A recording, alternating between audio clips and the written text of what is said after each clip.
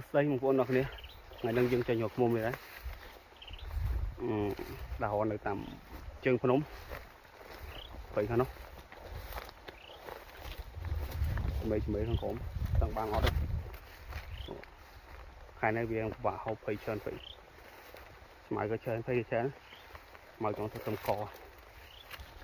nữa hả nó mình thấy con sau nó vô chầm mơ nhưng họ ban cho con mơ đấy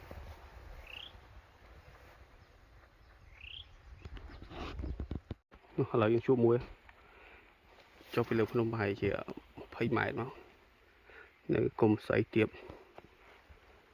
hàng thơ đấy cá chứ nó còn trâu thọt hai một bộ ngủ ở đây bạn cho cái đồ ngon tiền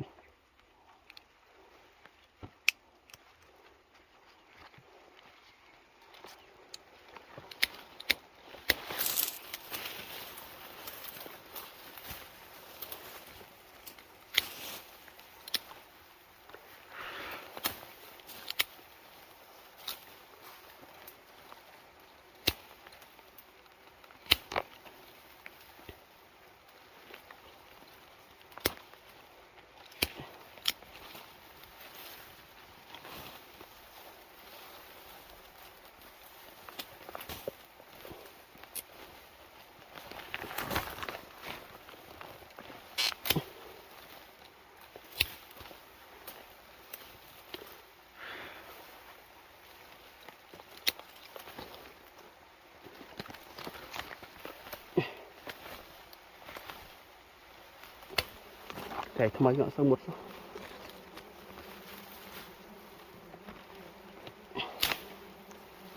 bạch quả tập kia nào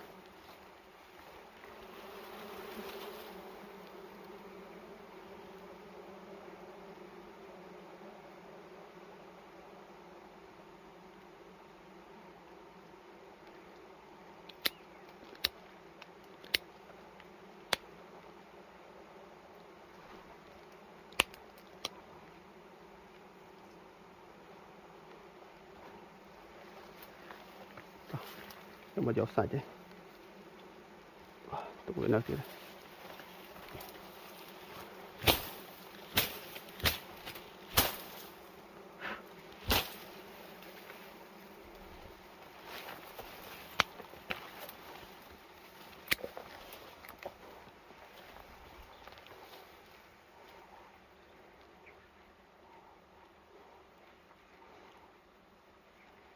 cho ngọt qua tao cái này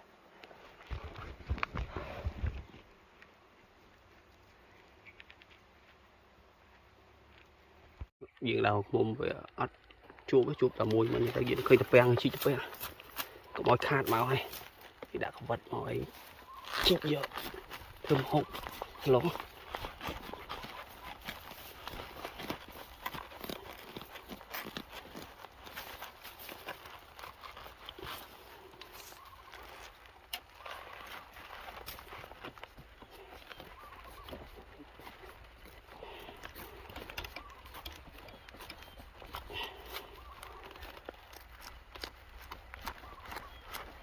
ui ui này cái chuyện này hả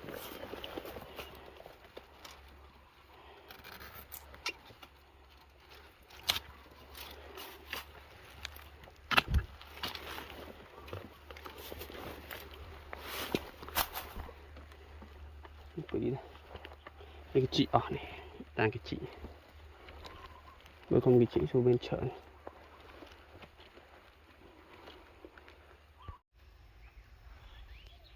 Này, không có đó nè đã là một nôm rồi chụp bằng tầm vui rồi đấy tầm lột màu lột tạm chia chế nôm chụp tầm mùi đây ở phần lá linh cho mà hẳn là dùng ở đó một tàu thử